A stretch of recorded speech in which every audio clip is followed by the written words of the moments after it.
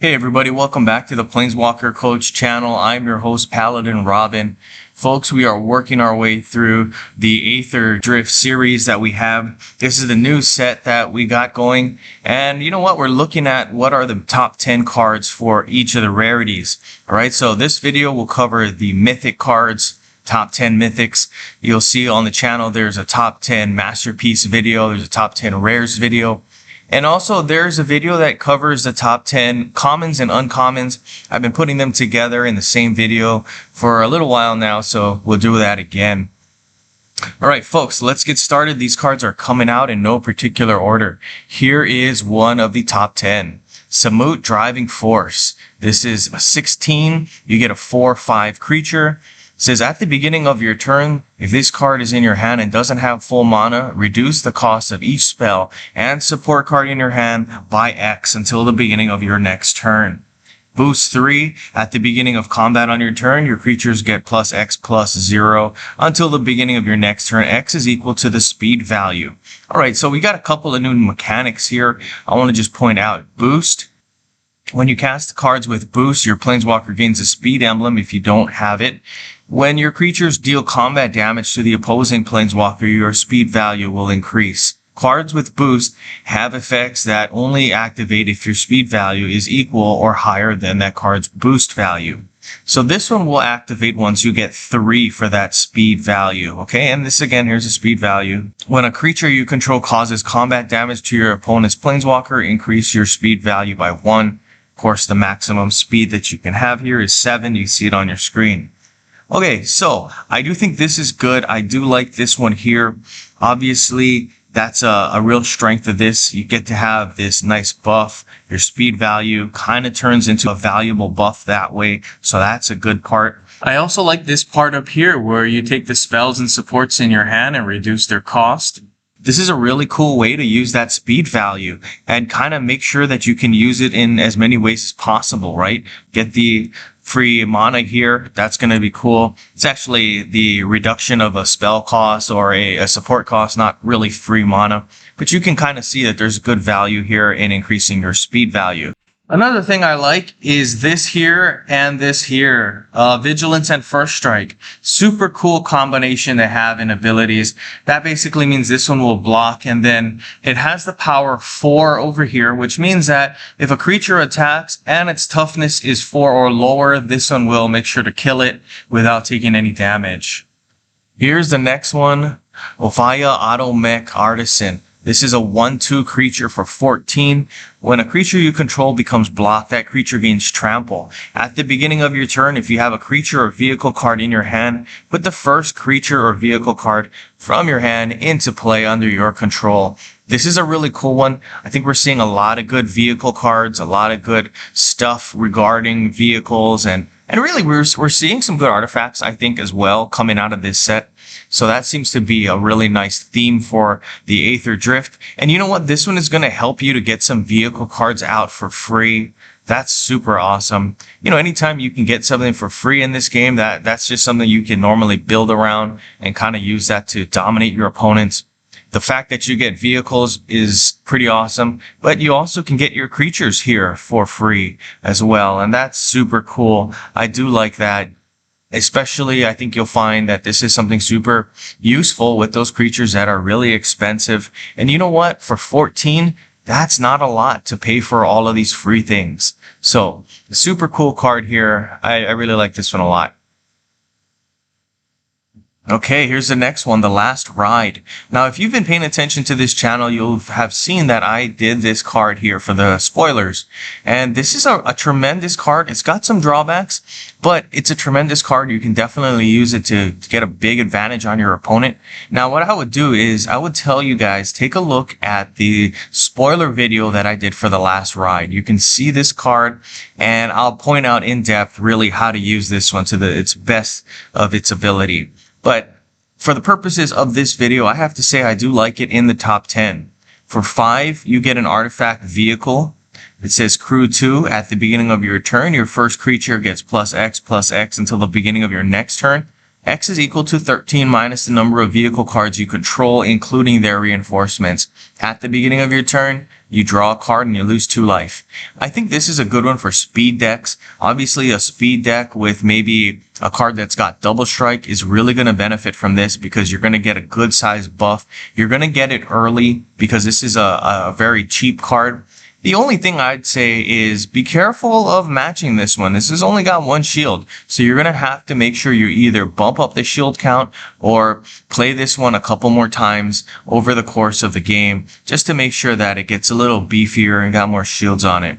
But other than that, this is an excellent one for speed decks, going super early, getting tons of damage down.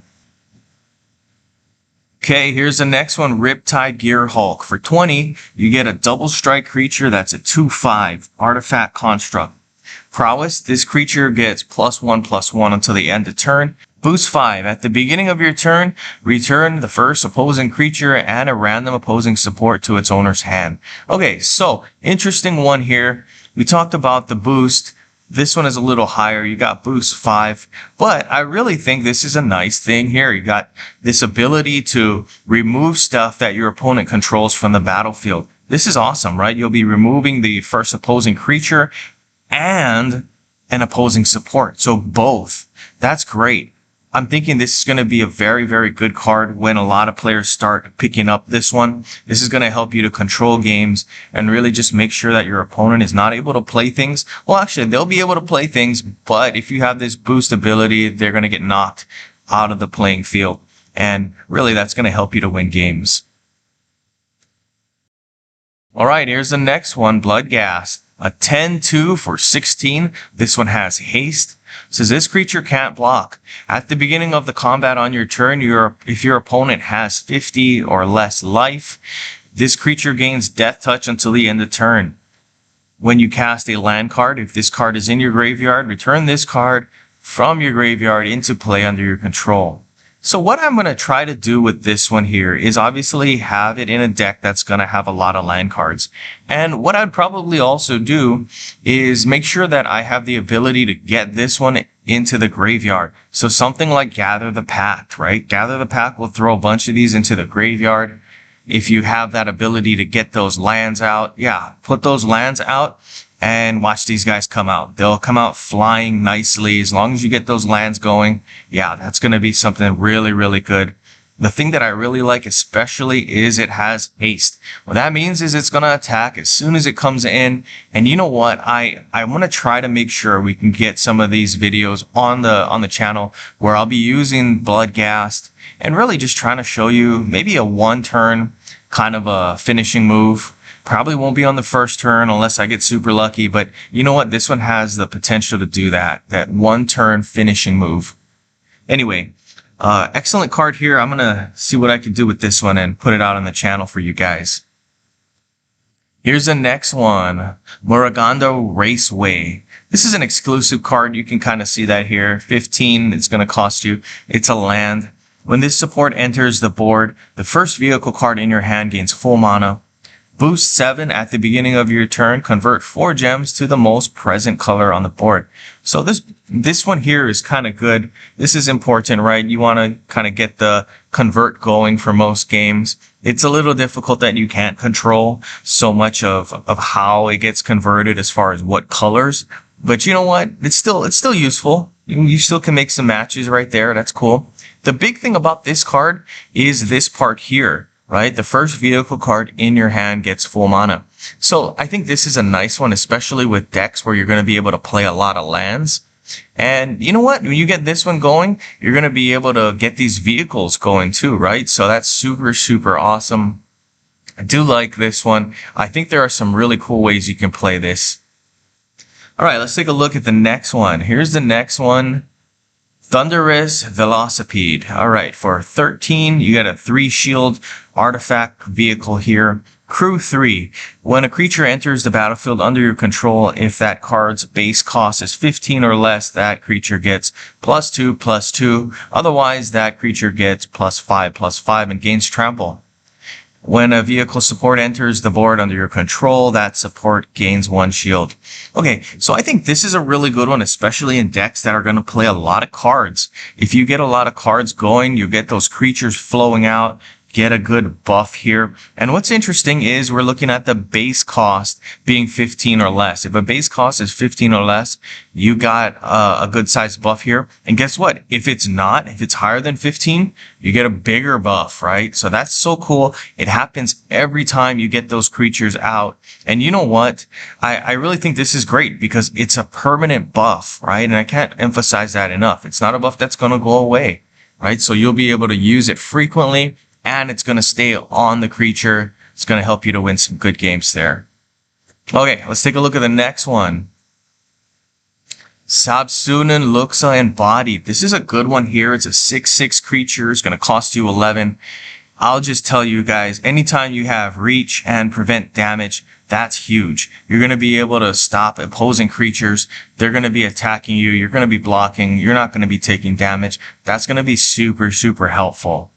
So at the beginning of your turn, this creature gets +1/+1, then draw a card. If this creature would die, you may return this creature to your hand, and if you do, it gains 8 mana. So really, this is a good one that's going to play some really, really excellent defense. This is going to be one I think we'll see a lot once we start getting this one out into the meta. Okay, here is card number 9. Mimeoplasm, the Veered One. For 22, you get a 1/1 ooze creature. When this creature enters the battlefield, exile up to the first 4 creature cards from your graveyard. Then this creature gets +X/+X. X is 3 times the amount of cards that were exiled this way. Activate 3. Create a copy of target non-token creature on the board under your control. That one's really, really cool. I think this one is awesome.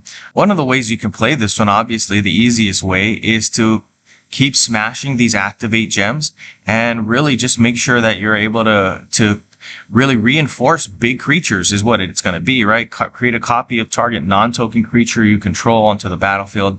Really, that's going to help you, like I said, to reinforce. So you're going to want big creatures, smash these every turn if possible, and get some nasty stuff going in the games that you play. Excellent stuff.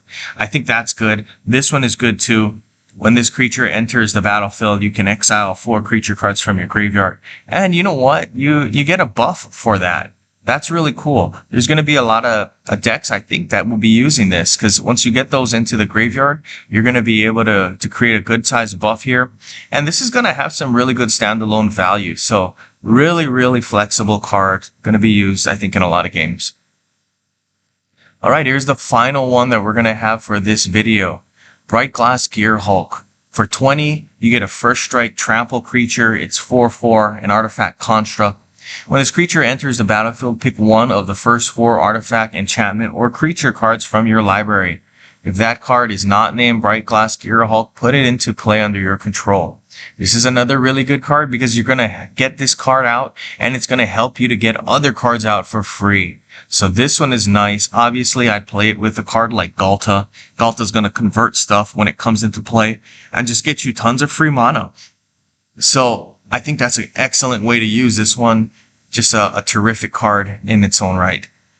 Okay, that's it for me, guys. I hope you guys enjoyed the video. Leave some comments, like and subscribe, share with all your friends. That really helps the channel. Good gaming, guys.